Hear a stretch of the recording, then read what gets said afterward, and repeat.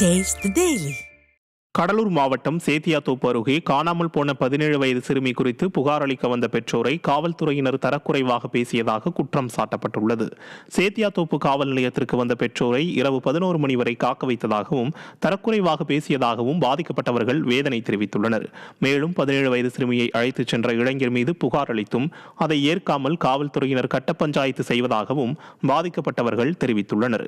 திமுக ஆட்சியில் அதிகார துஷ்பிரயோகத்தில் ஏவல்துறையினர் ஈடுபடுவதாக பொதுமக்கள் குற்றம் சாட்டியுள்ளனர். கேஸ் எடுக்கிற மாதிரி தெரியல.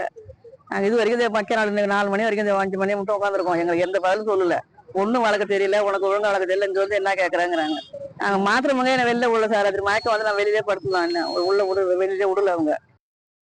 கடலூர் மாவட்டம் விருத்தாச்சலம் அருகே திமுக கொடி கட்டிய கார் மோதியதில் இருசக்கர வாகனத்தில் பயணித்த இருவர் படுகாயமடைந்தனர்.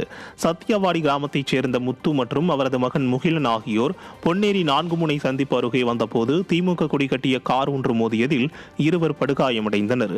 இதனையடுத்து காரில் வந்தவர்கள் அங்கிருந்து தப்பிச் சென்ற நிலையில் உயிருக்கு ஆபத்தான நிலையில் இருந்த இருவரும் மருத்துவமனையில் அனுமதிக்கப்பட்டுள்ளனர்.